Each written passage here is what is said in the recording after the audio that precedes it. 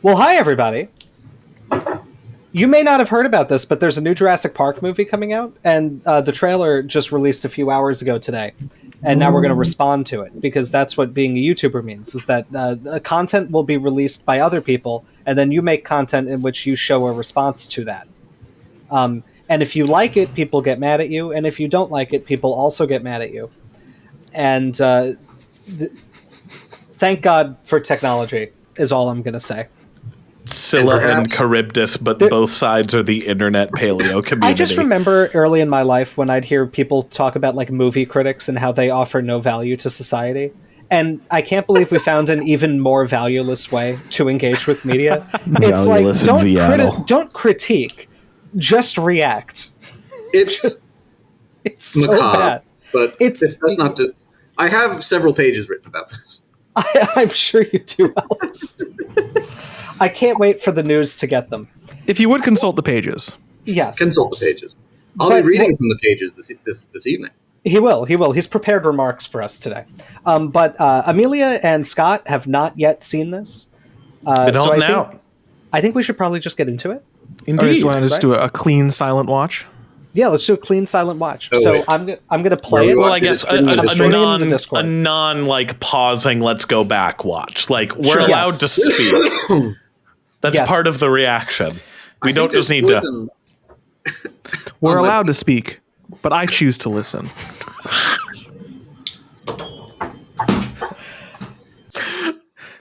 Spinosaurus is speaking. I am listening. Dr. Henry Loomis, this is Zora Bennett, our mission specialist. Sorry, what mission?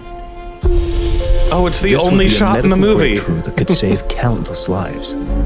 It comes from the largest dinosaurs on the planet. Oh my God. Wait, James, were you correct about the summary of the plot of this? Yes, I think so. Place. Stop. I can guarantee your safety. I mean, more or less.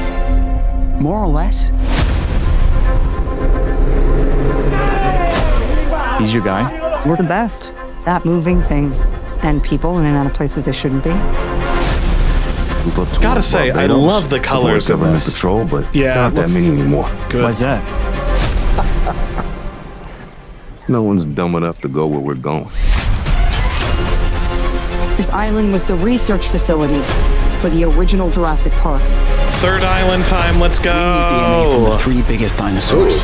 That's a character on the island. Do we have to get a sample from Okay, so the three biggest dinosaurs, are we just seeing 3 different carnivore the size of an F-16? sauropods?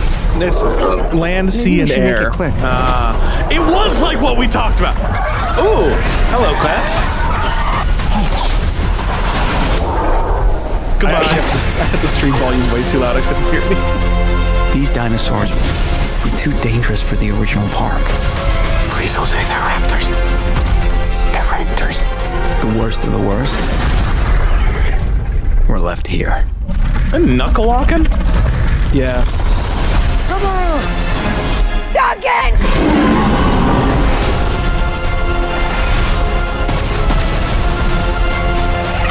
We put ourselves in a place we don't belong. I recognize that and I clap. Survival is a long shot. Ooh. What the hell are those? Yeah. They're helping the Mosasaur. What? Defend territory, stalk, hunt. None of what you just said is good.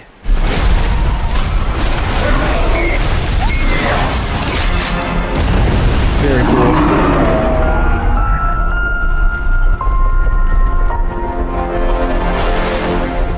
Thanks, Gareth. Very cool. So, Thank you. So Amelia wins the new movie.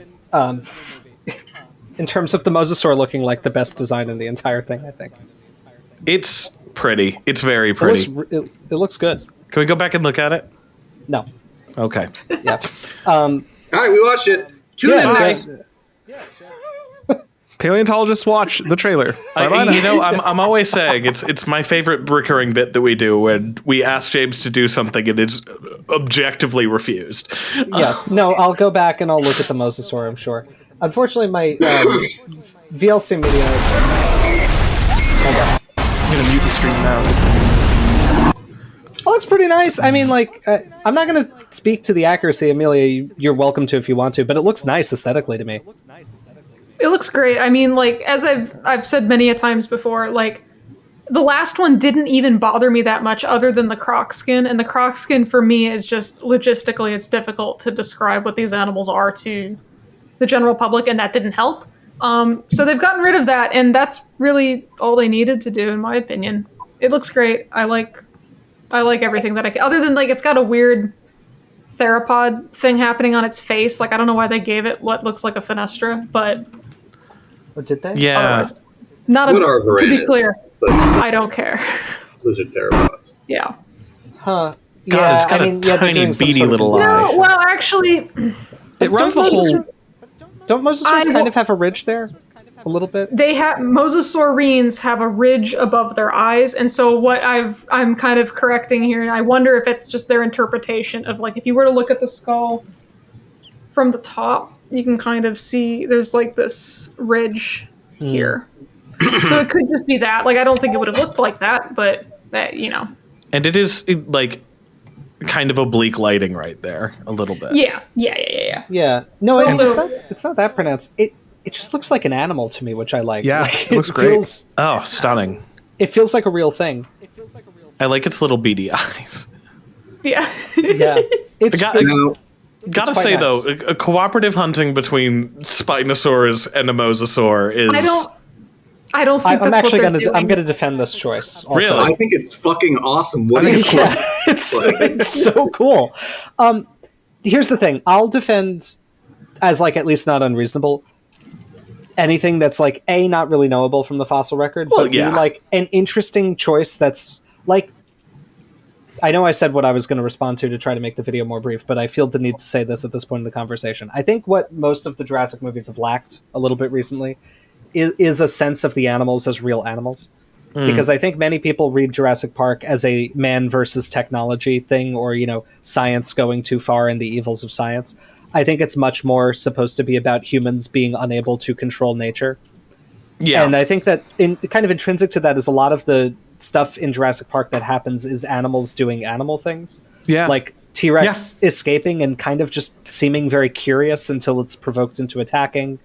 The raptors are hunting for food. They're not hunting to be maniacal, it seems. Like they eat what's his name? Samuel L. Jackson. Mm-hmm. Like Mr. Arnold. Mr. Arnold, they eat him. The T-Rex hunting the Gallimimus, which is why they're stampeding, which is why they get the characters get caught up in that. And even at the end, like the characters can only escape because the T-Rex attacks the Velociraptors.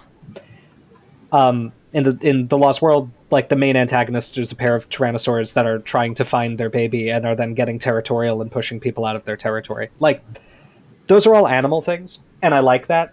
And so, if you need an excuse for the Spinosaurus and the Mosasaurs to both be in an aquatic scene like this, I'd actually prefer that there's some sort of explanation of, like, hey, we didn't know this, but there's this weird mutualistic interaction between Spinosaurs and Mosasaurs that happens, and we'd have no way of predicting that, but here it is. Or, like, it arose because they aren't eating the same thing in here, and they, like, don't mind each other, and... Right, yeah, the Mosasaur is so much bigger, it's hunting different prey, and they, like, tolerate each other. Or maybe even the Mosasaur being able to, like, swim... Maybe they do benefit in some way from both being in the area, like prey gets herded in different directions. Whatever they explain it as, like a grouper moray eel situation that happens on some reefs. Yeah, like all of that's great. Like when I saw the still, I was like, oh my god, please tell me the Mosasaur did not like learn to speak Spinosaurus and become the alpha, like in a brain dead Jurassic World trilogy plot, and like that's not what they're doing. And so I like that better. I think that's a good aspect of it, regardless of the fact that it's kind of silly on the surface. Like it's at least cool. In my mind, when I saw the still, because even though I did not see the trailer, of course I saw the still because it came out the day before and I wasn't prepared, and it was the first thing I saw when I opened Twitter. I kind of thought in my head, the little scenario that I came up with was maybe these guys were going down a river or some sort of freshwater thing, and then were being pursued by Spinosaurs, and then they went out into the open ocean to get them chased off by a Mosasaur. Because it's like, oh, we're taking this predator literally out of its depth. Right. That's still possible. I don't think that line sounds like it's coming from a character that's not a main character and saying something in a panic. That was So the I don't- paleontologist main character, though. Was it? I thought it was a Yeah, different so- person. Okay. Yeah, I think yeah, it no, was, he was, yeah. Yeah. Whatever. no, I think it's going to be the explanation is that, like, somehow it's something he knows about, but, like, fine. Well, I mean, it sounds more like it's something that he observed. Yeah. I mean, he's Right. just like the scientist character, so they're like, oh, he's smart. So if he observes something, take it as gospel because it's a movie. Yeah. Right. And I mean, like, Who's he it's not Looks on the familiar. face. He was in Bridgerton. Wicked. You may recognize him from Bridgerton, Alex. Yes. Alex, you're a man who has a girlfriend. I assume you've seen Bridgerton. I don't think she has. I definitely haven't. Okay. Well, He But I have seen Wicked. So, okay. okay. he So, was yeah, Fiero in Wicked. Yeah. I was also going to say, just on the face of it, like, it's not really more absurd than Dr. Grant saying that T-Rex can't see you if you don't move. Like, it's No, it's not. it's actually maybe to some degree less maybe absurd. less absurd, right? So Yeah. Other than the animals are separated by like 40 million years, but Well, I think it's less absurd if it's an observation he's making. yes, yeah, right, No, I don't- right. James, Yeah. have you taken into consideration, though, that the cool T-Rex scene where it couldn't see you if it didn't move was in a movie I saw when I was 6, and so I accept it. And this isn't a movie, and I'm 39. I'm 39. We're all 39. Every member of the crew is almost 40. But don't That's how worry. my back feels. Don't worry, guys. If you're going to get in that theater, and I'm sure this next movie will recapture that feeling of when you were 6 again. Yeah, just one more Jurassic Park movie, and I'll feel like a child again. Or Star Wars. Did anybody else have things they observed that they wanted to react to in the format of a video? Yeah, I do want to shout out the colors on the Mosasaur here. I love the color pattern that they have on here. Man, that's so pretty. It looks great. And the patterns on the Spinosaurus. I like that they all have unique sail patterns. Mm-hmm. And One's got like a divot. yeah, one has a little pathology. I really like the Spinosaurus design. I have seen that this is an unpopular opinion online, and people are saying that it's just like it's the same as the Jurassic World baryonyx, which It's not. I think you're not. objectively wrong. I have some takes on the Spinosaurus. It's funny you say that. talking 'Cause about when I saw the Cool let's Spino talk trailer, Spino. I was like, and not to. This is a quick thing before, so Dalton can get into his deep dive. But like the first time I saw it, I was like, I don't love it. And looking at a like still image of it closer up, I'm like, it's actually pretty solid. And I think if I see more of it, I'll like it more. I mean that because that one shot of it on the boat is also like at this angle. It's So weird angle. I don't think Yeah. anything looks good in that. No, It'd be hard to shoot anyone in that angle.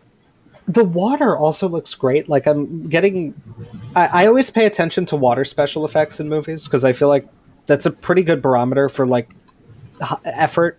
I don't know. Like a lot of the Marvel movies have like really crappy water effects because I think they're just like whatever. It doesn't matter. The movie will make $1 billion.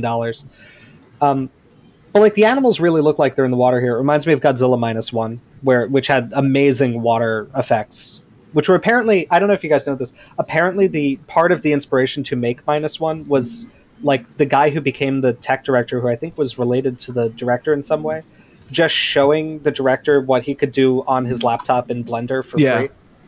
Was just like, look at how good these water effects look. And they were like, we could base a That's whole pretty Godzilla cool. movie around that. And they did. And it was great. It was great. I love this shot though. Like it looks like there's really things in it, and the colors. it's so right? good. Yeah. No, the colors. It looks like a movie.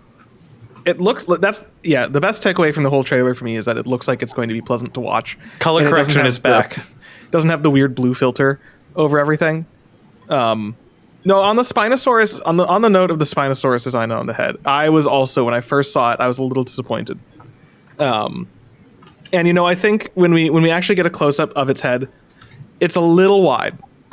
It is a little I don't think wide. it's as bad as the Jurassic World Baryonyx, but it does verge on that. Head on, it's not quite as bad, but top down, it's Head on. It's nowhere near as bad. It's not as bad as Baryonyx. Decent. This is, I think, we've talked about this in our Spinosaur videos. It suffers from the fact that like they're just so strange from the head on. Like their heads are so narrow that it's rough to make it look good. And like, granted, I think I would still say Jurassic Park 3's Spinosaurus head I like more, but each of them have their benefits and detractions. Like the Spinosaurus in Jurassic Park 3 is definitely basically just a kind of scaled up Suchomimus with horns. Whereas this seems to actually have the little rosette, or at least some indication of it, and it's got a crest, which I didn't think it had. But someone shared a different still of it, where it's when it's turning its head, and you can kind of see it has a very small little midline crest. You can see it in the water back there too. They're not can you? brightly colored, so it blends in with the top of the head. Yeah. But it does have a crest, which is a nice feature, and so it's a little wide. It's I don't think it's as bad as Baryonyx. It's not perfect, but that's finally okay. Finally got a decent pause on it. Yeah. Yeah. So you can see the crest there. Mm-hmm. Yeah. The ear's humongous. Oh well. Sure. Is that an ear, or is that a weird shadow of the I think it's lateral temporal? I think it's a bad shadow of a very like shrink wrap lateral temporal fenestra.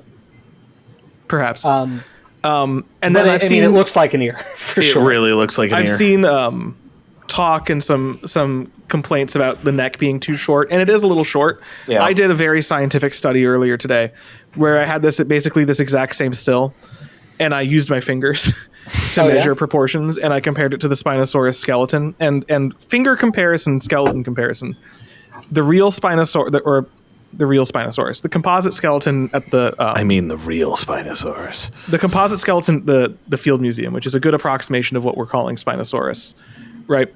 Its neck is about like a little under 2 times as long as the head, but that's if you charitably include the cervicals that kind of are inside of the chest. Like if you just measure from where the head, like from the head to where the coracoids would be, it is too short, but I think in part it's very thick. So the thickness is kind of obfuscating the length a little bit. It's too short, but it's not like horrible. It's not bad. So it's also got an enlarged first claw on the hand. It does, and that's good. Yeah. I mean the neck's a little bit short, but also the angle is weird, and I'm not sure that this won't turn out to be like a weird animation error or like just an artifact of foreshortening. Yeah, I love that they didn't give it crocodile skin. That's very nice. It gives croc without being exact croc. Like I'm looking at the still right now, and I love it. It's so good. It's got so much like modeling happening. Yeah. Like there's so many different colors. It gives croc in a way that I can't really explain. Like it's got a little bit of croc happening on the lower jaw, and in the scales too are like they're kind of diamondy, which is an interesting shape, and they look flat, which gives croc. I don't know. It's well, and I think it's not a perfect just copy pasting osteoderms. Like that's what it's. It's a perfect example of using like design language to evoke something without actually just aping it. Like Well, and I think that's perfect. also it's great. The short neck doesn't bother me for that reason. I'm like, it looks like a crocodile without looking like spoilers. I like this. I think a lot more than I feel like anyone else online I've seen react to this has liked it, which is not surprising to me. But like, I think I don't care that it's not accurate at all, like quote unquote, because I just don't. But dare I ask a question? Please continue, but I have to pull up some information. Okay. No, I don't know what else to say other than like I have really liked every single thing I've seen in this trailer, and this does include that other thing because it looks really good. Whatever it is, I don't give it. Okay, the dare I ask has happened. We don't have Spinosaurus's neck. No, we don't. Oh, right. I'm sorry. I actually knew that, and I was thinking that. We have I just a got single distracted. cervical. So it's way longer than it actually is. Right. Yes, exactly. It had one single cervical. Yeah. So what I'm saying is, James, again, you've forgotten that every theropod is the same. Right, I forgot about that.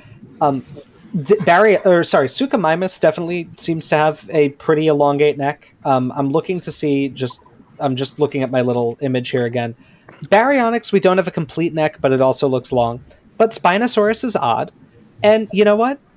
Shortening the neck is something that secondarily aquatic tetrapods tend to do. It's, Plesiosaur is notable exception. But other than that, it's not uncommon. Right. So unless you really elongate it, I'd say it's more common to have a shorter neck when you're a secondarily aquatic thing. Like mosasaurs don't have long necks. Pliosaurs don't have long necks. Crocodiles don't have long necks. And it's possible Spinosaurus, being more aquatic than its relatives, would have also had a short neck. I don't know how much Steve Brusatte was involved in the design here, but I could also imagine that being something that he'd either kind of suggest because that's a pretty common pattern, or at least say hey, that's actually not a bad way to interpret it. We don't have evidence to the contrary, so it's fine. I think the head in this shot looks a little ugly, but I don't really mind that. I want to see it in motion more, but this is definitely an awkward way to view it. Yeah, if anything, I think that because Amelia shared a shot earlier in our group chat of it after it snapped its jaws shut. I think that what's hitting for me is that I like the snout, but the back of the head's a little wide. Yeah, and it's a little too binocular visiony, and it just looks a little very triangular, a little harsher than I think it should. But yeah, overall, I think it's great. I have questions about. I think that we save the Rancor in the room until the end. I agree. Yes. Speaking of things that have maybe controversially wide heads, can we see the Kets? Yes. I don't think it's a Quetzalcoatlus. I think it's confirmed for Quetzalcoatlus. Is it? Well, you know what? Not Hatzik? I'm pretty sure it's been confirmed from merchandise and stuff to be Quetzalcoatlus, but I'll do some guy in the chair work. Okay. Here's my hot take. I don't care. It's really cool looking. I will disagree with you on this one. I think it's the worst looking. Yes. It looks to me it's the worst looking thing we saw in the trailer. I don't hate it, but I think it was it looks a little bit like a toy. It doesn't look as much it's genuinely, if this isn't Kets, I would like it a lot better because just because man, I love the Kets in Dominion. Yeah, I would this is just I don't know, it doesn't feel like it's supposed to be Kets from what we see of it, but I guess maybe it is supposed to be it. I think I see some indication over here that there's feathers, which is good. The body's feathery. It just has a featherless neck and it's got sparsely feathered head. So I like that. That's kind of accurate, Dalton. Yeah, Dalton, no bird has a featherless neck. That's inaccurate. No, it's I don't hate this design. I don't love it. I don't the feather distribution doesn't bother me too much. It's mostly the hatchet beak thing that I don't dig on quite as much. It's a little bit Muppety. I really like the weird tall crest. I mean, I don't hate it, and again, it's just there's something. It looks like a combination between a frog and a Skeksis. Oh, it really is giving Skeksis. Yeah. Here's my thought. One, there's some indication that Asdarchids, at least Hexagopterus, had a wider head than perhaps it is interpreted. Two, there are no complete skulls of any of these things now. No, there's one. And of the giants? No. I was speaking of all Asdarchids. Yeah. Calm down there, son. Three, Asdarchids are relatively close relatives of Tapejarids and Tupaxura. I don't mind some fun elaboration on what's going on in the face. Mm-hmm. Did they have keratinous bills of some kind? I don't know, probably. Yeah, no, this is not an accuracy thing. It's just it looks ugly to me in the way what is it, a tawny frogmouth, that bird with the really wide... it's... Yeah. But you saying that just kind of makes me like it more, because they are ugly. That's fine. I mean, I think it's ugly, and I don't generally like when I think it's ugly, but there's no accuracy complaint here whatsoever. And I mean, I'm sure it'll be a fun scene. It's it's just good that it's menacing also. Yeah. Mm-hmm. Yeah. It's definitely not what I expected a Ket's redesign to look like, which is why I kind of do hope it's not Ket's, just because it's pretty divergent from what we normally think of. But if it's also, maybe there's unpublished stuff coming that says this is more accurate. I don't really know. I don't keep up with as dark in research. Well, it's sick. It's the sick early version of a Ket's, right? Oh, right. Although That's I've got a theory about how they're going to work this into the plot, but I don't want to belabor that point right now. Anything else people want to go to? Yeah, the sauropod. Oh, right. Amelia, what were you going to say? Sorry. I just wanted to say I really like the blue stripies. Yes. Yes. It's iridescent, and it's giving Ket's bird, like Quetzalcoatl bird. It's got the greens and the blues and a little bit of red. I think that's the fun. colors in the movie, like beyond the like actual color grading and making it look like a movie again instead of like some weird advertisement in an Apple store. This like looks real good. I like it. It does. And like all the animals have patterns and colors. They're not They're gray. colorful. They're not millennium gray. I wonder what those other pterosaurs are that are flying up there. Those almost look like JP3 pteranodons. Yeah, it could be. Oh, this one. Why am I getting in like a weird ornithochirid vibe? That's what I was thinking. That would be cool. It could be one of those. Okay, well, all right. Now that I've gotten that out of my system, can we let's talk about the titanosaur? Sure. I'll go back to it, and eventually we'll assume that the media player will stop displaying a pixelated nightmare. Here we go. There we are. Those are titanosaurs. I don't love the fin, but it's not the worst thing. Here's the thing. Viewer, if you're a paleo fan and you think that this is ruining your titanosaur design because of the speculative bull, but you like the air balloons on Dreadnoughtus and Prehistoric Planet, turn the video off. I want you to take a walk around your block and just think about it, and then come back and you can continue watching the video. While I don't love the fin, I mean, I don't love the fin. I'm not going to say it's even that plausible. It's not the kind of thing that you'd really expect. But I mean, like, there are some squamates that do it, I suppose, fine. There are kind of sauropods that do it. Well, like, I know they've got the keratinous spikes. I would not expect, like, a bony or a membrane between, like, the supports like that. Like, this looks like a fish or, like... Wasn't that the conclusion of that Amargasaurus? Oh, you're talking about Amargasaurus, right. It's customary for me to commit seppuku at once. Go outside, take a walk around your block. Yeah. Okay. Think about Amargasaurus and come back. The king of the skeleton crew, James Napoli, has been executed in a military court and will now be replaced by a clone. Hey Alex, let's just do something to see who can be dominant over the skeleton crew. I just want you to grab here and just pull really hard. Like, grab and pull real hard. That's what I'm doing. No, I want you to pull hard. All right, we'll see. We'll see what happens when you have a terrible shaving accident. I did this summer, and I did. Remember? Was I kind? I don't know. I actually don't remember. I didn't send you a cool beard, so I guess we sent you a cool beard to help you. I know. Yeah, it has been fun. Almost every day this week, I've had to do someone glancing at me and not realizing who I am, and then explaining. It's not great. But anyway, what I wanted to talk about, this was the point I wanted to bring up earlier, and I don't yet know where they're going with the movie, and this changes it a little bit for me. A lot of the dinosaur designs are actually in many ways more accurate than they've been. Like, the Mosasaur, I think, has been like... The Mosasaur is in a realm where, at least for me as a non-Mosasaur specialist, I'd be like, sure. If they were like, this is just what Mosasaurus looks like, I'd be like, fine. Like, you know what I mean? I'm sure there's quibbles, but it's like within the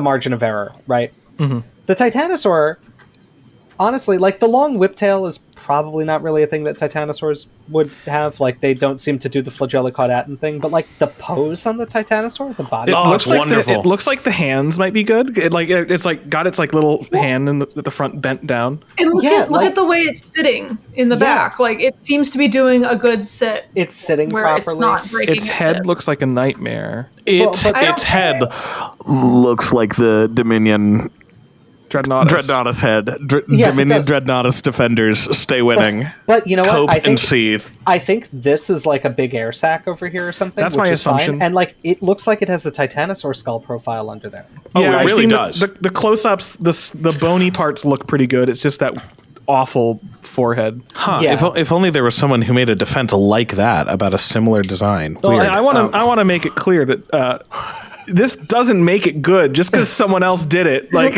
Yeah. Yes, it does. I Yeah, don't know what no, you're make it look talking any about. better. It's still ugly, but like I'm saying, it's not inaccurate, right? And so what I don't know is if these are supposed to be like reject designs that were worse, or if they're. And I've heard different interpretations here. One is that like these are all like version 1 of the dinosaurs that were kind of abandoned, and so they're all going to be like a little bit messed up in some way or another. Oh, The other idea I've heard is that version 1 was when they were actually reproducing them more accurately, and they were either abandoned for not being like what was expected. especially given that they'd be resurrected like in the 80s if they have enough time to grow into adults. Like probably early 1980s is when this is starting, and so like probably at that time, and this would have been a cool aside in the novel also if Michael Crichton had thought of it, like let's say they clone a velociraptor and they get a feathered dinosaur, their assumption would probably be like, oh, we did something very wrong here. Because they'd be like, obviously it doesn't have feathers. well, I mean, Right. he does kind of talk about that in the novel. He does, doesn't talk about yeah. feathers, but he's like, they're too fast. Like, they're too smart. They're doing things that people don't expect them to do. We can The make them. Dilophosaurus. Yeah, the poison. Right. They're like, none of us had any idea that it was venomous. Right, but Like- what I'm saying is like specifically changing them, not because they thought it was not good for the audience, but because they thought the real thing They was did a it mistake. wrong. Oh, okay, Right. okay. Like like Yeah, them cloning a velociraptor, getting feathers in the 80s when very few people would expect that. They'd probably be like, oh, we spliced in bird DNA at a bad locus for us to be using bird DNA, so we're going to use like frog DNA instead because clearly that's a problem. Even though I like saw that's actually a post oh, on did the you? internet along this line, James. Oh, interesting. Like, wouldn't it be funny if like the explanation is like this was their first crack at a Spinosaurus and it came out and its legs were all and so Right, Like, what's this that's why they corgi made monster? the JP3 one. right, yeah, they're like, it couldn't have looked like that. Just dump it in the ocean and try again. Don't you dare resurrect the actually JP3 Spinosaurus was a hybrid thing. I went on a soapbox about that not- in the Scorpius Rex. No, this is directed to Alex. Yeah. I don't care about Jurassic Park canon. I'm not No, doing but it. And neither do the makers of Jurassic Park. Right. Because they've continued. And neither do I. I was just trying to make a point about what I made at a point in that. Jesus Christ, I'm not one of them. Well, no, I You am are one of them. I am one This of them. I care about the canon, and it is a little distressing that this movie assaults the canon. However, it's well within the meta canon of basically every other Jurassic Park movie retconning in another facility that existed before Isla Nublar. Movie Right. 1 comes out, they're like, all the dinosaurs are bred here. There's no indication that this is not the real breeding facility, and John Hammond says he's here for the birth of every dinosaur on the island. Just kidding. Jurassic Park 2 comes out, and obviously they needed industrial factory floor for this. Just kidding. The first cloning and research was done at a mansion in California from a partner who you've never heard of till now. Just kidding. There was a research station off Borneo where they had all the original dinosaurs that suck. Right. I thought they said it's off Barbados or something, which is also like nowhere near Costa Rica. Dalton, you missed an important step in that chain, which is before the second movie comes out, they back a dump truck full of money into Michael Crichton's front yard to write the second book. Now, Isla Sorna has at least kind of got some plausible deniability of like, oh yeah, like clearly there wasn't enough infrastructure on Isla Nublar to support a massive genetic operation. Right. I mean, And it also maybe. works better Clearly, if like you're interpreting John Hammond as a big liar. Yes. Mhm. Right. And it's like all Yeah, it's fine. ploy. It's whatever. Yeah. I have a small thing I'd like to say before we Sure. begin to do like the plot elements and the frame by frame. Sure. Sorry, the hair from this thing keeps going in my mouth and it's revolting. There's a hybrid in this. Yes. You might have seen it. And before we talk about anything about a hybrid design or whatever, I think there's a very good chance, it seems at least to me, that there's a very good chance that this is just like firing a 50 caliber bullet through the entirety of the Cretaceous canon about like the first hybrid species in Jurassic Park and like the first attempts to do things. I think you're probably correct. And I also have some theories about it, but as a number one hater, could not be more pleased. That's all. The movie looks really good as I play through. Oh, it looks so pretty. It's real good, yeah. What I was going to say is, I think there's also a third explanation here, and I wouldn't be surprised if they went with it, which is something along the lines of as they're reproducing, they're actually purifying. Which is like, if you assume that there's different individuals of each that have been sampled, and the holes in the DNA for each individual they've got are different, you could come up with an explanation that the mutant, like the quote-unquote mutant DNA, like spliced in from other species to make a complete genome, it actually makes them less fit, and that as they're breeding and recombining, they're actually kind of eliminating those sections of the genome iteratively.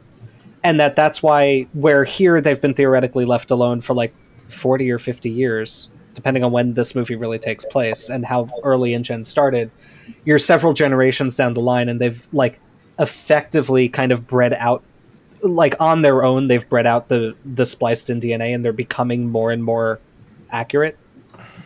It would be a cool way to integrate it and to kind of explain some of the differences. Not that they're literally evolving, but just like, okay, you know, in the gene for hemoglobin or something, or like skin keratins, in one individual you put in a bunch of frog DNA, and in another you didn't. And then when they have young, the ones that still have frog DNA there do worse. And so only the ones that kind of get the other copy of the real gene from the dinosaur survive. I don't think they're going to go for it, but I also think it could be an interesting and clever way to justify why we're getting a lot of differences here. Anyway. I also have a question about... Well, anyway, Dalton, please continue. Oh, what was your question? Well, we only see the foot of the Velociraptor. We do. I was just thinking the exact same thing. They're going to have a reveal. I have a feeling we're getting a feathered bird-like raptor in this. And it's looking... Perhaps... The foot looks very chicken. That's all I wanted. I have the screenshot of the foot, and it's looking pretty chicken. Yes, here they are. They look different than they did. I have heard... I've seen some leaks. I haven't seen any leaks. You've seen leaks, Alex? Of toys. What do the leaks look like? They look like JP3 raptors with more quills. That's kind of what I've heard, is that they're a little bit of a mix between 3 and 1 and maybe quilly. That would kick ass. If Best that's raptors. true, like They might those are look the cool. best but I don't know if they're going to be more birdy. I would love that. I would hope so. But I am not... I'd really surprised. love that they redid the entire design of them after the Coolio Hearts Raptors in the Kitchen thing came out. They were like, "Oh no, it's doing numbers. We gotta make them birds." I think they got a million views. Even if they just brought back the JP3 ones. Oh yeah, that would be like fun. Those kick ass. Oh yeah, they're the best design. raptors. Literally anything over the Jurassic World ones. Oh my god! Yeah. Like, well, also we see the one in the tube. No, I think there's a plot hole. Is that Mahershala Ali's character is cool, and his name is Duncan. Oh, I know cool Duncans. I don't know any Duncans. Well, there's a Duncan, Idaho, who's pretty cool. I was gonna say. Okay, is his last name Idaho? Duncan? We don't know. We don't know that yet. What if it's a Canonically, he different could be state? Duncan, Idaho. I'm not 100% sure if that is a second head on there. I'm not sure. I think it is though. I see like a jaw and a mouth there. I think it's a second head. I think so. It could be like a bubble or a weird window, but I think it's a second head. I would like to take this moment while we're in this lab. Yes. To make a point. I can't claim that I don't remember if I came up with it on my own or if I saw it like if I had come up with it and then saw someone else, or if it's just someone else's thing I saw. The one kind of my biggest, not even red flag, just the biggest thing I don't like about this trailer is nothing to do with the dinosaurs. It's that this is supposed to be like an InGen facility from before Jurassic Park, and none of the technology looks like 80s. Like this doesn't look it's like really advanced looking. This looks like Biosyn's like lab from Dominion. Yeah. Does it? Like go forward a few frames, the little like weird hanger thing. I don't get like 80s vibes from this. I don't get early 90s. No, that gives me that like it gives me like it gives me Star Wars vibes. No, it gives me like alien vibe. Yeah, it does feel very alien. Which is like retro futuristic, but this isn't retro. This is just supposed to be retro. Right. Well, but if it were a cutting edge genetics company in the 80s, it would at this point in time then be retro futuristic. I don't think there's so. no screens though. Like there's no screens anywhere. Like everything's very chunky, clunky analog tech. So like I'm not. It's we see too little of it. I think. I think it's like these big curved glass panels. Yeah, that to me feels wrong. The little things don't bother me as much as the big things, which feel. Yeah, it feels like if you were currently designing what you think sci-fi in the 90s should look like. Mm-hmm. A little bit. But like everything in like.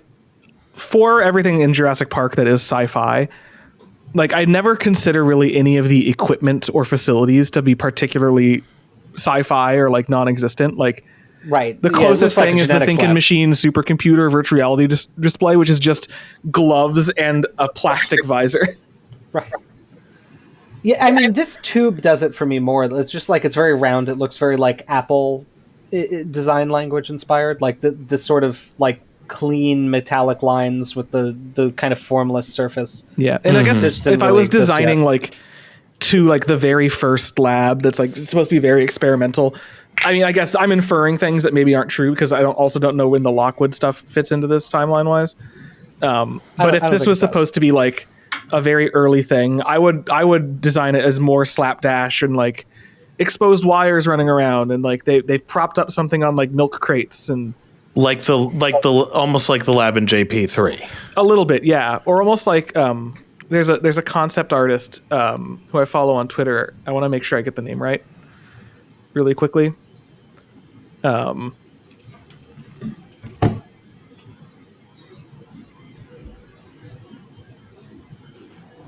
Sorry. No, it's fine. You're forgiven. Alex J. Brady. Oh, yes. Who I follow, and she does really cool art for like a ton of stuff. God, her Dune stuff. Yeah, her Dune stuff's amazing. But she made this concept art of like a prototype energy weapon, which was like photo bashed from like DeWalt power tools and just like stuff you would buy at a hardware store. And it was like, oh, this is what like the eggheads cooked up in the lab before we like mass produced it and made it look nice.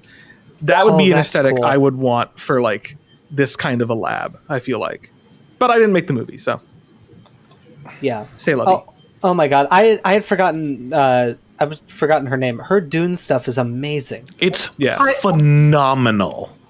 I think it's my favorite interpretation of the worm. Oh, same. Ever. Yeah, it's actually perhaps far superior to what we got in the movie. This is a separate conversation. I don't like New Dune worm at all. It does not come close to Lynch worm and is, of course, but like anyways, the version Alex J. Brady's version is hands down amazing. It's just oh god, I love it. Anyway, back to Jurassic. Yes, back to Jurassic. Yeah, I think it's. So should we talk about the hybrid? No one is talking about the Dilophosaur, which looks great and sounds great, and I love him, and I'm so happy he's back. He's got pretty little butterfly spots now. He concerns me. Why does he concern you, though? Because it looks like they're maybe leaning into the Dominion coloration, which I didn't like. Yes. I like the Jurassic Park 1 coloration. My hope is that because we're only seeing the frill from behind, that maybe from behind it's all spotty, and then on the front it's got like the red like lines and stuff. What if there's actually a bunch of them like the Spinosauruses and they all have different colors like the Spinosaurus? That would I would be okay with. we may be in for a treat here. I like that he sounds the same though. Yes. As I've said before, I love the cute little sounds. You know what I love about this scene too? It was filmed outside, under the sun, in the dirt. Unlike anything that happened in the Jurassic World franchise. We've also said several times, but like it just looks so good. Everything looks good. There's so much daylight. Like it kicks ass. I'm digging it. Yeah. And we're not going to talk about Rex, I guess, because it looks good. I don't know what else there is. I think it's behind her right now. I like the colors. Oh, is it? Is it? I think on that hill. Oh, Someone pointed out, like behind that tree. Behind this tree? No. Look, directly Like- behind her, James, you can kind of see like a harder line going behind the grass. No, well, You're saying it's right behind me? She's also got the same like clothes, same wet hair. Yeah, it's the same. It looks like it's the same scene. Here, let's... Also, in that, I'm interested about those characters. Do you think they're going to find them on the island? Like, because it looks like there's a family. Like, they're the three main cast, and like they have like a few people helping them out. It looks like, but like then it looks like that like there are people in like wrecked T-shirts or like. That, I don't know. Like, did they get stranded? I read a plot synopsis. They're like supposed to be shipwrecked or something, or like stranded. Also, I think that this is soft confirmation that we are getting the T-Rex in the river scene, which is rad. I love that is said scene. in the interview. yeah, he just said it outright in the interview. There's also hard. Yeah, this is the soft confirmation. There is hard confirmation as well. Yeah, Cool. No, All right. I'm very sad it's not the Compsognathus baby scene because I was kind of, I don't know. I thought it would be it's a good horror scene to add. It's like It is a good horror horrifying. scene. It's sickening when you read it. Like but I mean, this is cool. I'm not like, No, it I'm would not have. upset this is the one we got. And I figured this is the one we would get, but like, of the scenes from the original novel, I think the Compsognathus one has the most potential that's just never been used. Yeah, because it's also like a really good opening scene. Like, all right, let's just set the tone. This shit's bad. Right. They're eating the babies. Yeah. Right. Which like it's well, you know what it reminds me of? Like the reason it pisses me off, I think, is like, isn't that, unless I'm misremembering because I've only seen the movie once, isn't that basically how Nope opens with the chimp? Like it's very subtle, but it's like, I remember because I had somehow managed to avoid any spoilers or really anything for Nope for like 2 or 3 years until I finally got to watch it. And so the chimp thing was happening and I was like, is this the right movie? What's going on here? But it's so good. Anyway, it's a way to tie the whole thing together. It's a way to contextualize how bad this is. And the movie has a similar theme, at least my read of it. Similar theme, like you can't really do shit about nature. And it does weird, it doesn't make sense sometimes. Like animals are odd, and that was kind of the whole point, and you shouldn't try to take advantage of them for profit and for entertainment. No, I think that movie's about a big alien. But anyway, sorry, that's another movie, but this is a long-winded way of saying I think everything looks great. I'm very happy, and if it's time to talk about the mutant, I'm also happy about that.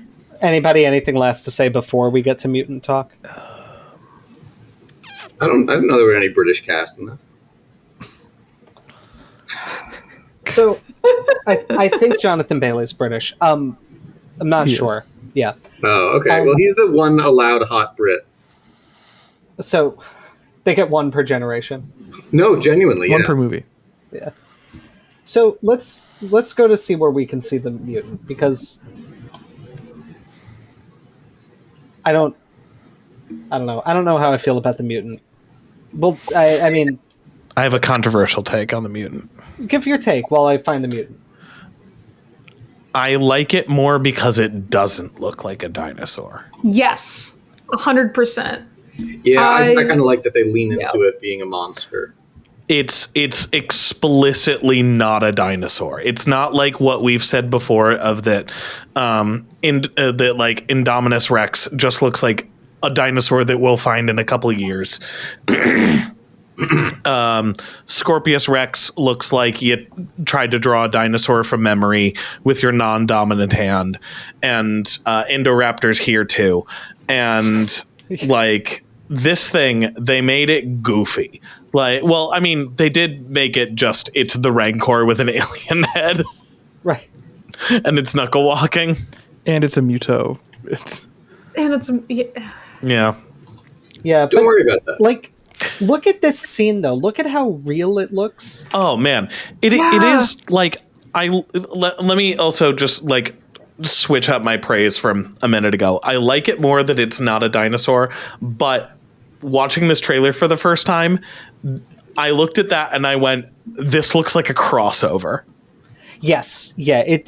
This is my worry, is that it won't feel like it belongs in a Jurassic Park movie at all. Like, it entirely depends on execution, and I like Gareth Edwards as a director. I actually I think he could pull it off. Mm-hmm. So this is not me, like, kind of hating the entire concept, but, like, this thing looks really silly in some ways. It could be scary the way it's employed, but as long as there's something in here that ties into the broader themes of, like, humans trying to control nature, I think that's fine.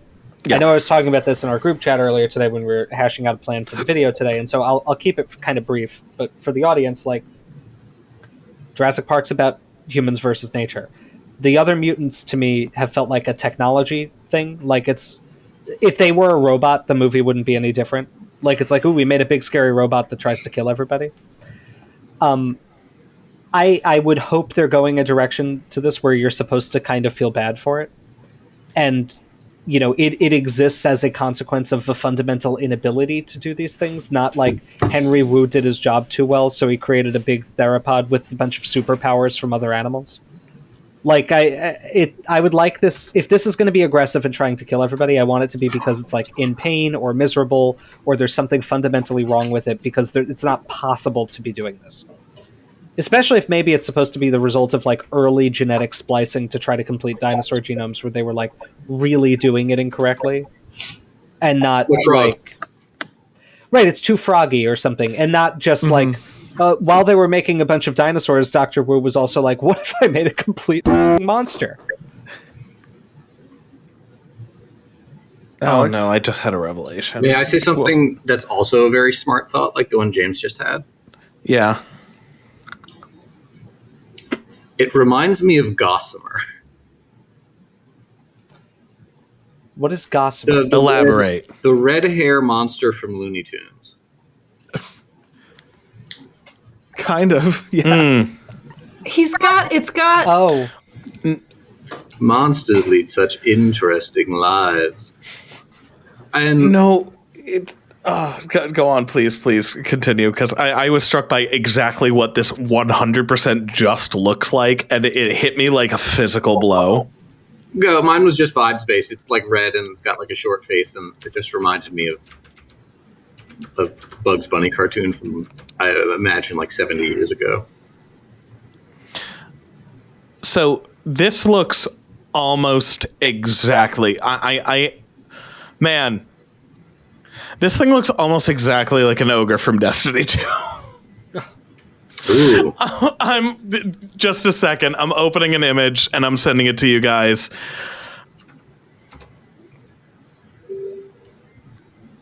Oh, wow. Where are we getting this image?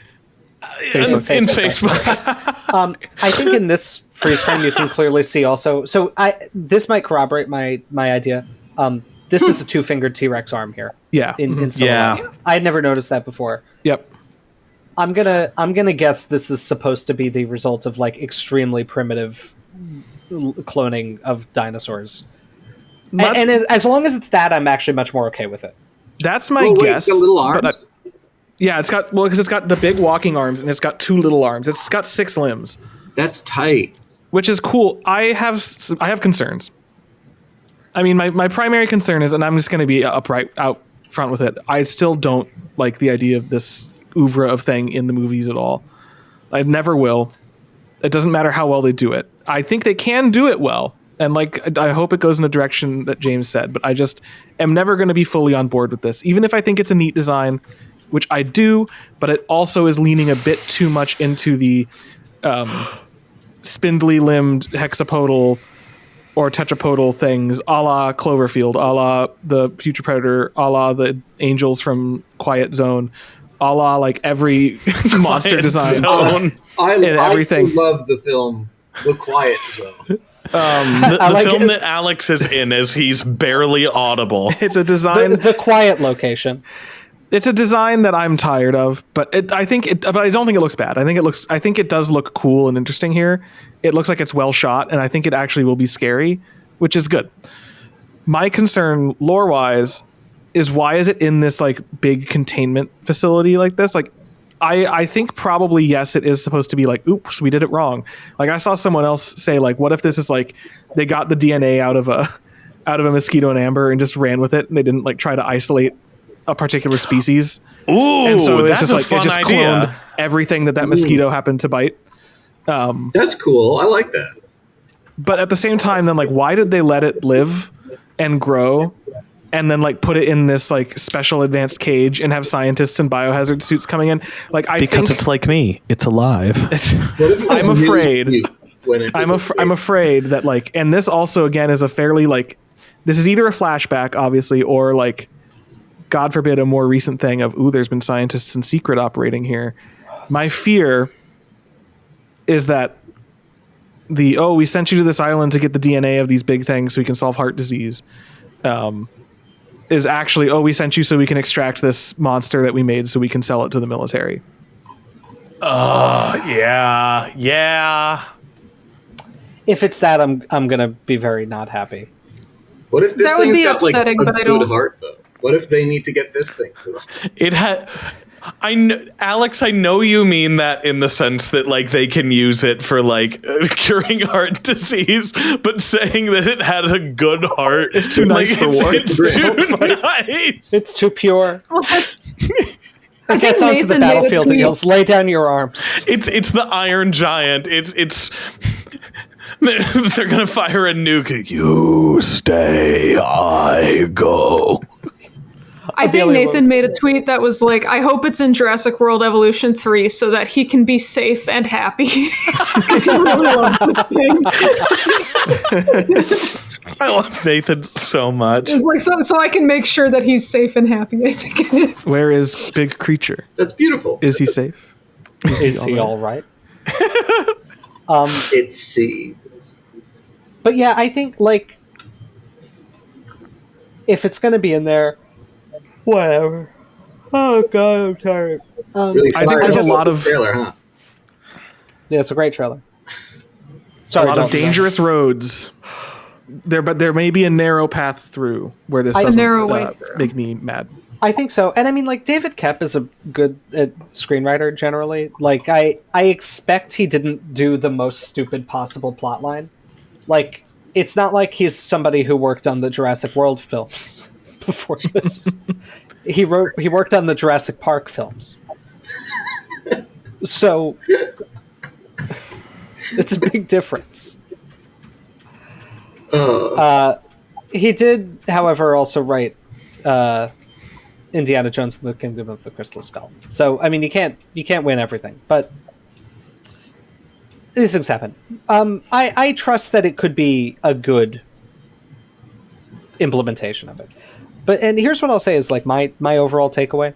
I was not expecting this movie to be a leap forward with accuracy, and I don't think it really has to be. It would be cool if the raptors wind up very feathery. That would be a fun surprise. Is like some really good raptors. It doesn't sound like that's what we're getting based on the toy leaks. But there's one thing in this that really makes me quite happy, and it's right at the end. It's the swimming Spinosauruses. Swimmy tail. This is, as we know, generally what the animal looked like. We know there's a big redesign, and I'm excited that like young people are going to see this, and adults are going to see this who remember Spinosaurus from Jurassic Park 3, and they're going to say, "What changed? What did we learn about Spinosaurus? Why are we showing it this way now?" And I think that's good. Yes, that's it. I think that's what movies are really good for. Is inspiring people to learn things. This doesn't need to really teach people what dinosaurs were like, and I wouldn't even say that Jurassic Park did that, but it inspired many people to learn more about them.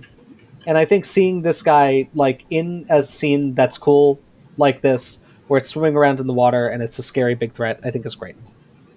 Yeah. So that's my feeling. Anybody else And have I- any closing thoughts before we thank our patrons? I like the other detail of it is like I foresee liking that it's in contrast to the Mosasaur. Like they're putting this actual dinosaur in the water next to a thing that is also in the water and not a dinosaur. And I'm just wondering if there's anything else they're going to do with that. If that's going to lead to any other like discussion amongst the characters about, I don't know, anything that could make my job easier in trying to explain to people what my animals are. Yeah. Is a welcome. Well, it's also got thing. some like solid actors in it. Yeah, it does. And I like God, it's so unlike a Jurassic World film. Well, I was reading the interview, and like a large section of the interview is the director's like, yeah, the characters got to be like engaging, so we tried to make you like them. We'll see. A novel? We haven't seen that since the second movie. Well, yes, and I'm not like the biggest Jurassic World hater in the group. That's James. Yeah, I know. And probably Scott, not far behind him.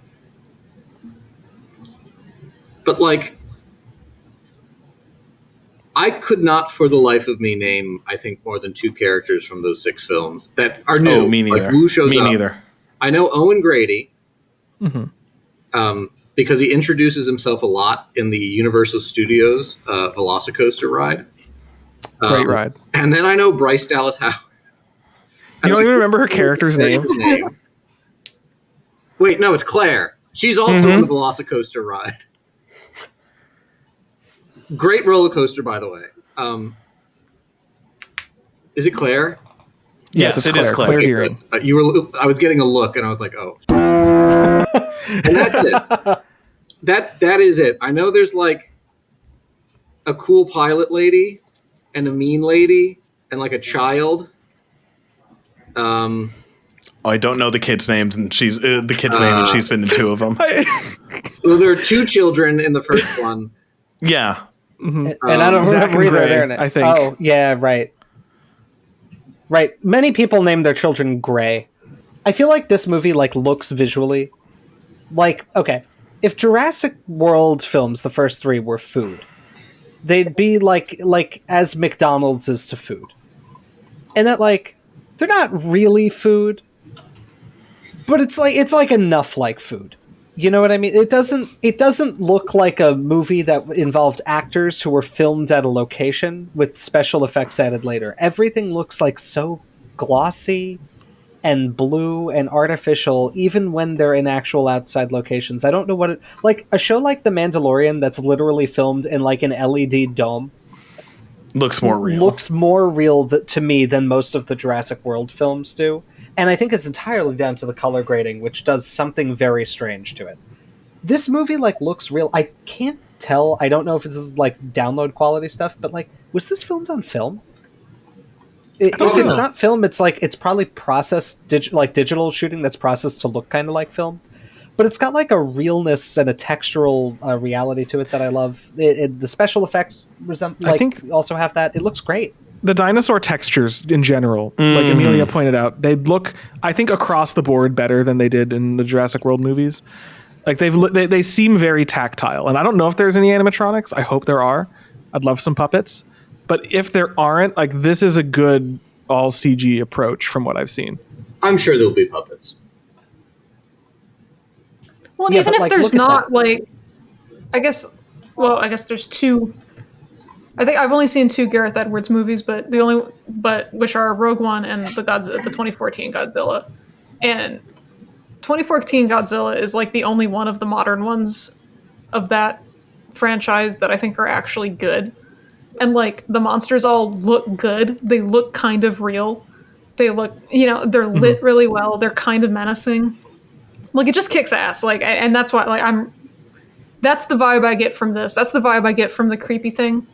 Which I just saw a very funny tweet that Gareth Edwards likes to trap people behind glass, which I knew was in Godzilla. I was like, that's why the scene is ringing a bell, but apparently he's done it in other movies as well.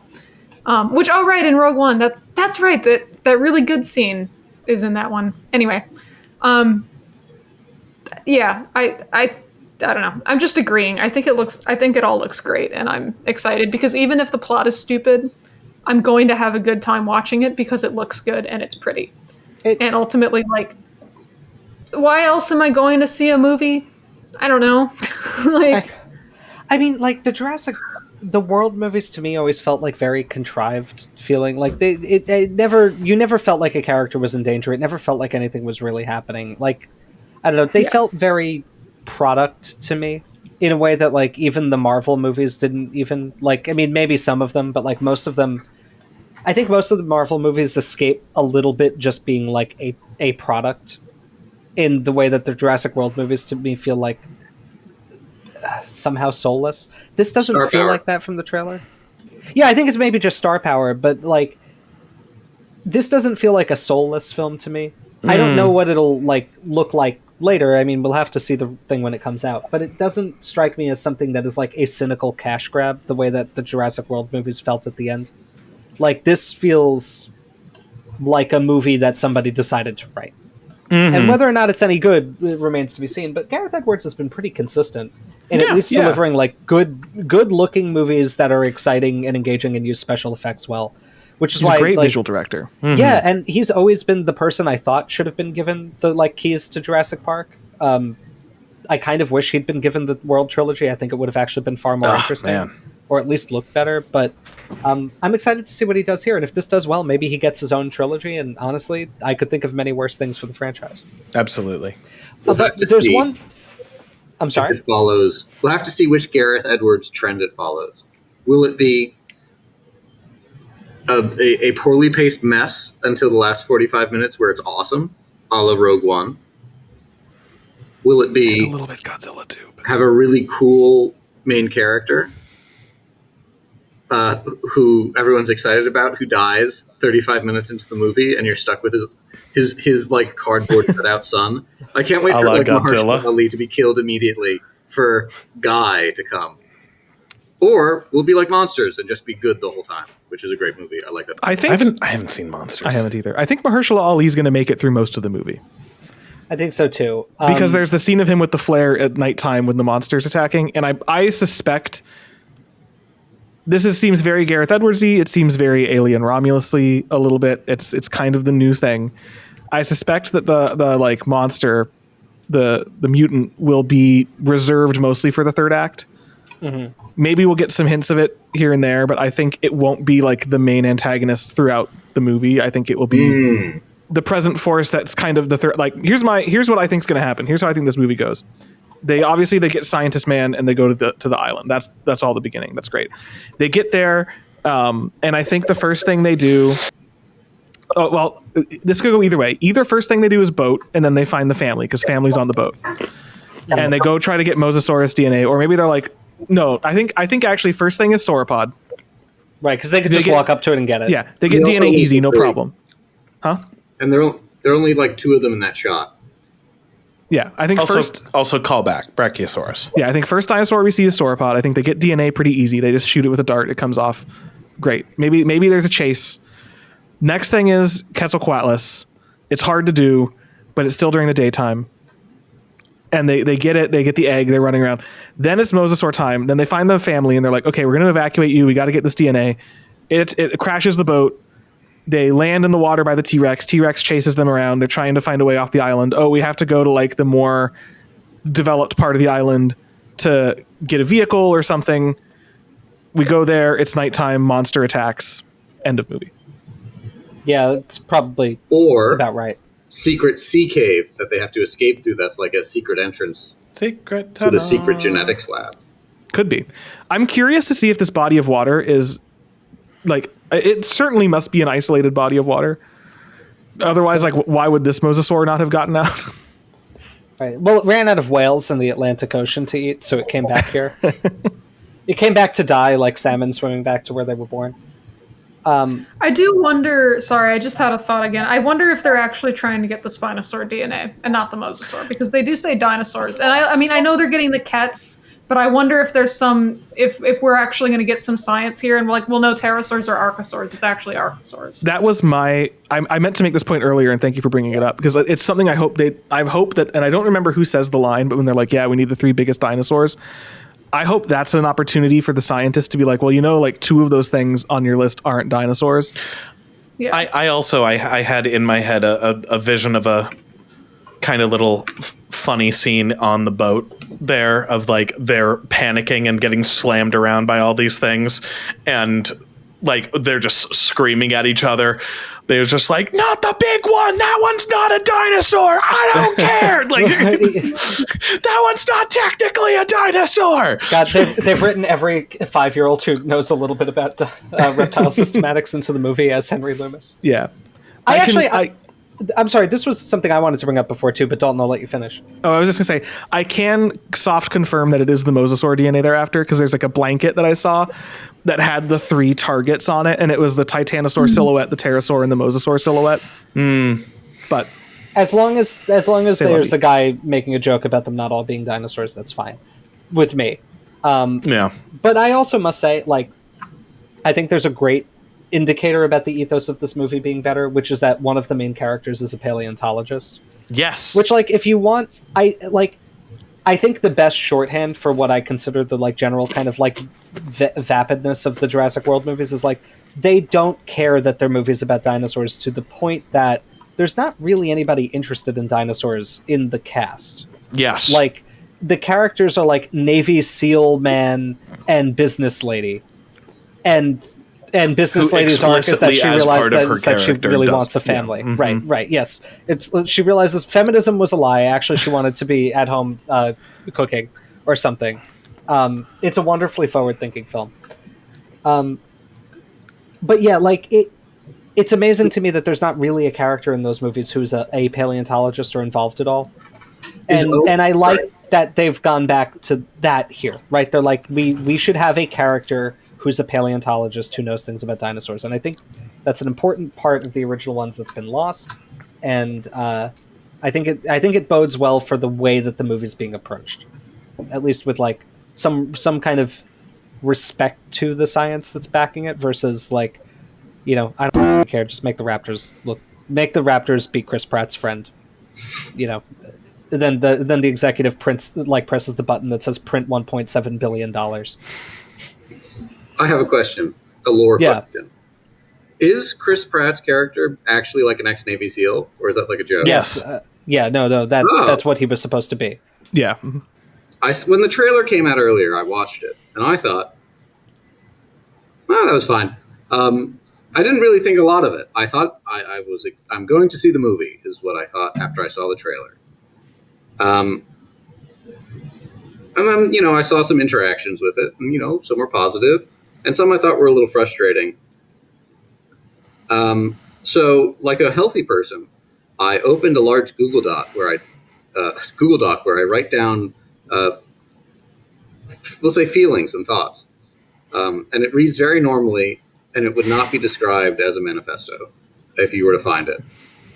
You'd be like, this is nothing like a manifesto, actually. It's the least it's really like a unifesto, or a woman-festo, the opposite of a manifesto. Alex. Anyway. That's one of the dumbest things that he's ever said. In short, the summary of it is something I feel fairly strongly about. This beard is awful. I keep getting like clumps of this stuff in my mouth. It's disgusting. I should just take it off, but it's too funny. So, in our current society, where the average person's ability to like impact and influence the world around them is basically nothing besides your ability to like choose what products you consume, you can end up feeling kind of bummed out. But you do like to watch things. I like to consume media. We all like to consume media.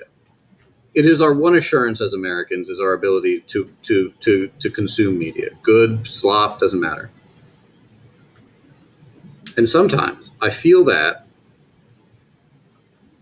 people are mistaken in that their ability to consume media that they think is good will affect societal change. It will not. It doesn't matter. They could make the most accurate Jurassic World film you've ever seen in your entire life. It could make Prehistoric Planet look like a Jurassic World.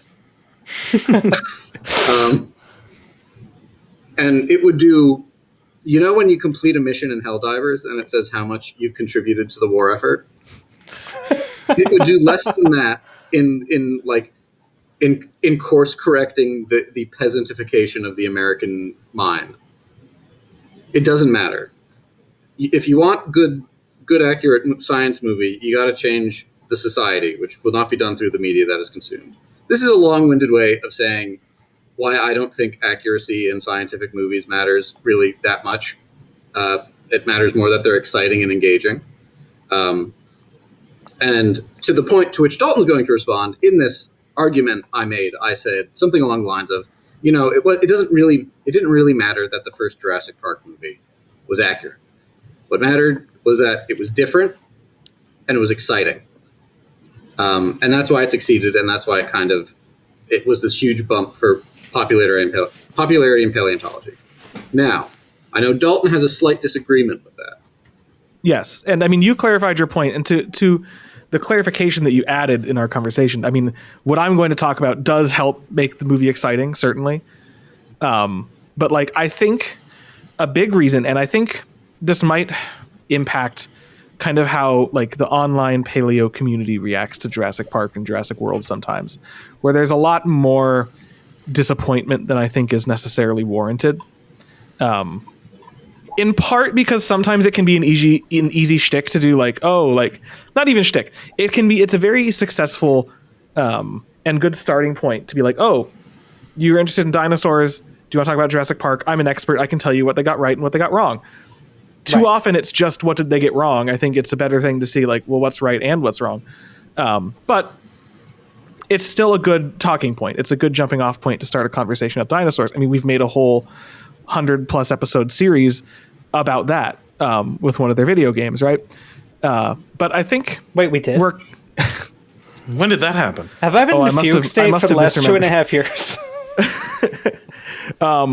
What I think we're missing, and we're kind of chasing that initial reaction to Jurassic Park a bit, because we talked about it in our 30th anniversary of Jurassic Park video, how important that movie was to the science of paleontology, and it actually got people interested in the science. It got money put into the science, and it's kind of, that's not common in the sciences for one movie to do that. And I don't think it's ever going to happen again. And it's not even because of a cultural moment, although certainly the cultural moment we're in right now is not, encouraging to be a scientist. Unfortunate. But it's bad. What Jurassic Park did is it was lucky, and it came in just at the time when it got to be the first really the first high fidelity depiction of post dinosaur renaissance dinosaurs. It was capitalizing on new special effects and new science that had completely revolutionized what we thought about dinosaurs, and especially what the mainstream audience would have thought about dinosaurs after coming from claymation and lumbering kind of dimwits to animatronics, CG, Gregory S. Paul dinosaurs. That is going from a horse and buggy to a Ferrari. It's revolutionary. It completely changes the game. And not unfortunately, but now we're kind of just in an incremental phase, right? That leap forward in our understanding of dinosaurs, we haven't had a similar one since. We continue to learn more. We learn more every day. We learn new papers come out, new species are discovered. We understand their evolution better. We understand many things. And James raised the point of maybe feathers is not, I wouldn't even say it's a similarly in scope revolution. It'd be really great if more of the dinosaurs in these movies had feathers. But I don't think that would have the same effect even. It's kind of continuing with the car analogy, right? Now these movies have 90s Ferraris instead of 2010 Ferraris.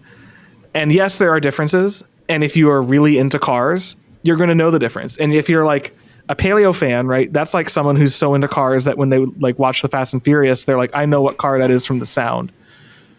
And I can tell when when the sound of the car doesn't match the what we're seeing on screen, I know that they've made a mistake. And it's like, if you're really into cars, that something like that's going to bother you, but it's not going to affect someone who just wants to see a car movie. And to some extent, some of the accuracy in dinosaurs that we're chasing is that, like, people who are really into paleontology, obviously we want to see things that are going to like excite us and deliver on what we expect these things to look like. But most people are looking for a dinosaur movie. Right? They're not they aren't looking for, is every millimeter of skin done correctly? Is every proportion exactly right? And it'd be great if they were, but the fact that they aren't isn't to the detriment of the science. It's not to the detriment of the film. And it's not as if making those updates, I think, would bring us to another cultural moment like we had with the first Jurassic Park. No, I think you're completely right. And I think like the only caveat I would raise is if like we had gotten a timely Jurassic Park 4 after the Feather Revolution, I think maybe we could have had another pulse of it. But I think like we're kind of not there anymore also because like most people nowadays I've talked to are at least kind of aware that birds are dinosaurs. Yeah. And like even though they don't really like, I think, like to imagine dinosaurs as feathery, I don't think they completely don't know. But I could imagine like a Jurassic Park 4 that comes out in like 2004 or 5 or something could have made a big impact with that, but I think we've lost the moment. And that's probably the last enormous update we're going to have toward like dinosaur life appearance unless we like literally cloned one or found a mummy somewhere. Yeah. Like just a stray observation. Yeah. It's almost, it's like, to me personally, I think it's kind of funny that at least in like the most recent 4 or 5 years,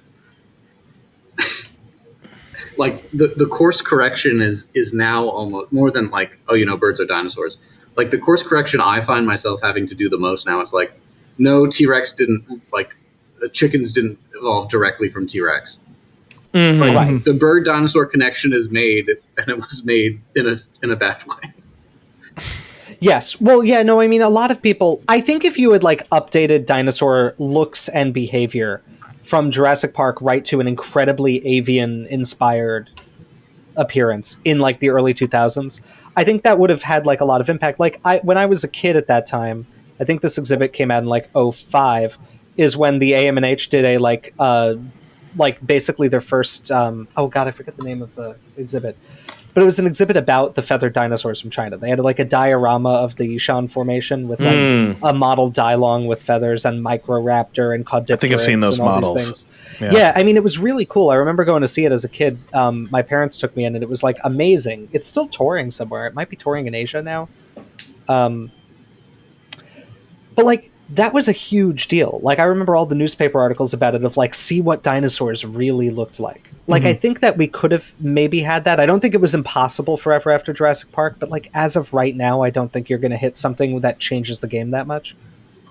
So I generally agree with you, Dalton. I think there was a chance that we probably did unfortunately just miss.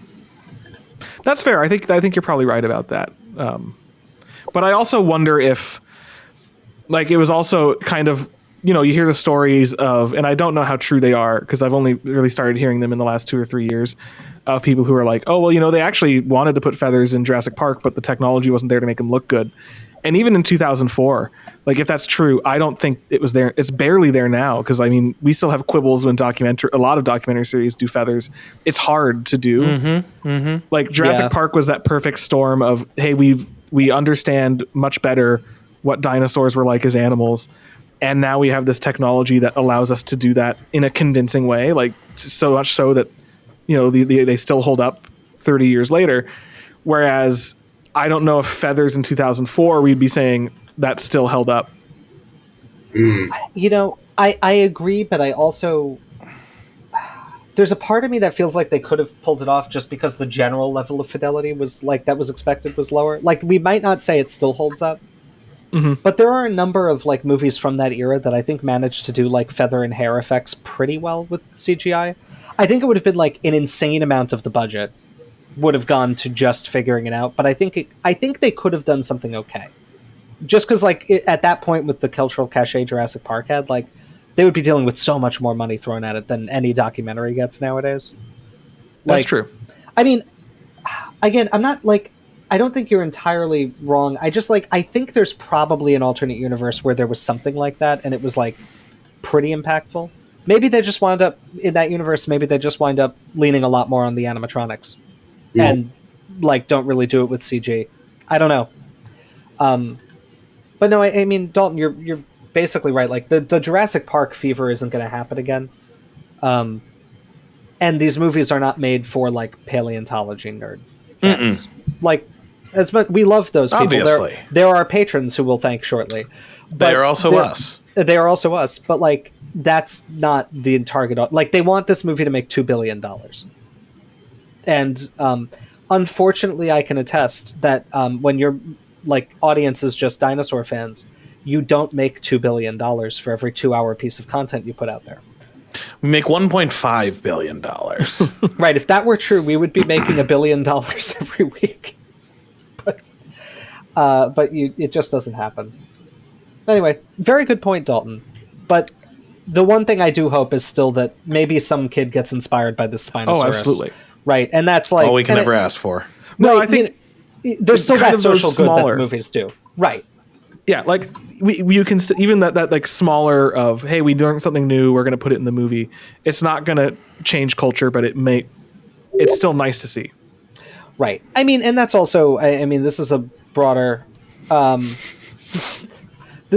point maybe, but I don't that I think we could discuss at length in a different video. But I also don't think that people knowing accurately what dinosaurs looked like is really a social goal of any tremendous importance.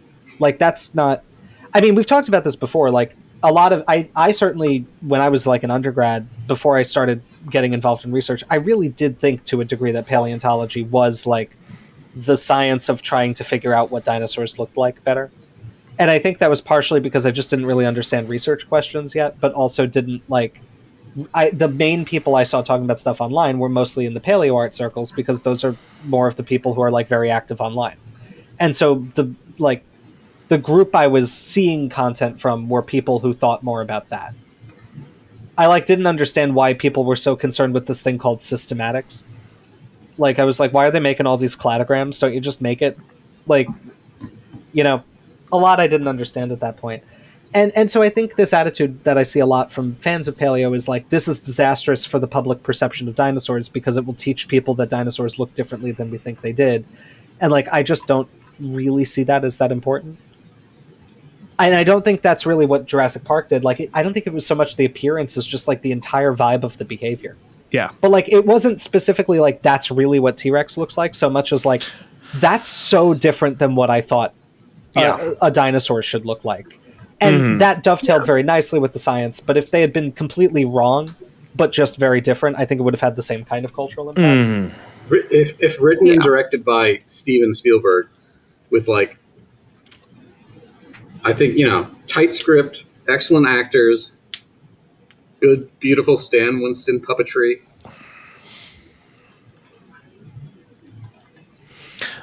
To put a point on what you were saying there, James, I think that like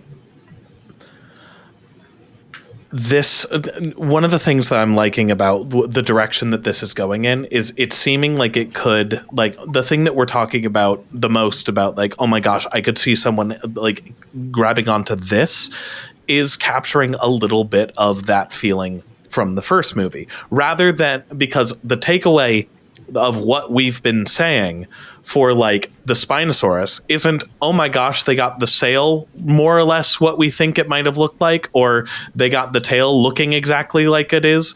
It's, oh my god, it's swimming. It's doing the thing that we think it did. Because the things that I hear from people when they watch like a paleo documentary with me, or anything that has dinosaurs in it, and chat with me about it, is not, so it looked like that, is more, they could do that? How do we know?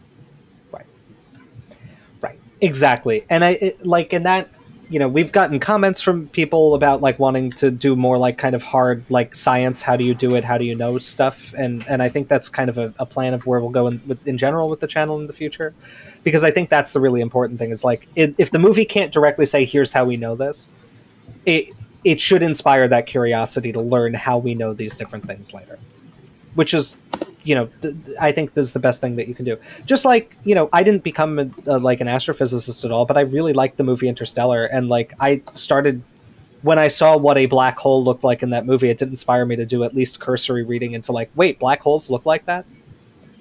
Right? Why do we depict it this way? What are we seeing here? Mm-hmm. But anyway. Yes. No, James, I think that's a good, right? Like, yeah. If someone's interested in something, if someone sees something and it piques their interest, they're not going to stop there. Like, even lowest effort, they might throw in, like, just on Wikipedia, look up one of the dinosaurs, see some art, maybe read, like, a few sentences here and there. They've learned something. Right. But, like... And usually that, when they're kids, they go to museums. Exactly. Mm-hmm. Right? Like, we would... If you're a history person and someone said, like, I learned all I needed to know about history from watching the most accurate movie about this period ever made, everyone would be like, Nick, you're not really that serious. You're not serious about your interest in history. Right? Like, you're not learning... You're going to a movie to experience, but that is not... If you're interested in learning about something, that's not where it stops. That's where it starts. It's got to be exciting and engaging. And then, like, you see Gladiator, and say you work for, like, a sausage company. Then you talk to all your friends about Gladiator. And you look into, maybe some more things about Roman history. And then, maybe you kill a horse that your friend is really into. Yeah. Have you come to reclaim Rome for your people? I'm sorry? This is my favorite Ralph Cifaretto line, which is what I think you're getting at. Yeah, I'm doing a Ralph, yes. Right, yes. The episode that they had to film before Gladiator came out, so they were just guessing about a line that might be in Gladiator. Right. Because they knew it was going to come out before the season would air. So by the time the season aired, Ralph should be a Gladiator fan. This is a Sopranos character, Scott. Your mouth is moving. I assume it's a Sopranos character. It is. So they filmed the season while Gladiator's like about to come out in theaters, and they're like, we need to have him quoting Gladiator, and they're like, I don't know, there's probably going to be a scene where Russell Crowe says, "I've come to reclaim Rome for my people" or something, and that's not a line in Gladiator. So it's also now funnier because Ralph's a idiot, and so they have him quoting his favorite movie with a line that is not only not spoken in the movie, there's nothing close to it that's ever spoken in the movie. It's so good. It's a brilliant piece of writing. Anyway, a brilliant piece of people, and by piece I mean group, are the patrons of the Skeleton Crew. And I think now is a good time to thank them, unless we want to talk about anything else. Okay, so I'm going to thank them, and I just want to remind you, please make, and this is a note for the other members of the crew here, please make an effort to enjoy all patron names equally when I read them, okay? So we don't want you laughing like more or less at any particular name, so please just enjoy them all equally. Insert nickname: Benjamin Seepser, Christopher Bellis Jones, Aaron Anderson, Adamolos, Black Spectral Pig. Scott, please try to enjoy all names equally. I am. He's been I am nodding an long. equal amount to every name. I saw your mouth changed. Black Spectral Pig, Black Light Virus, Brett Booth, Camphibia, Chaotic Kaiju,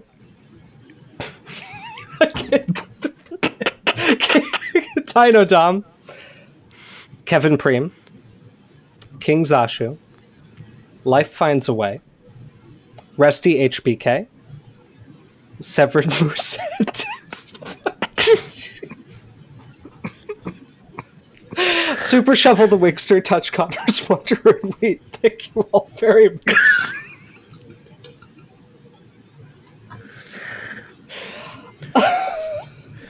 Thank you all. Bye-bye. Bye.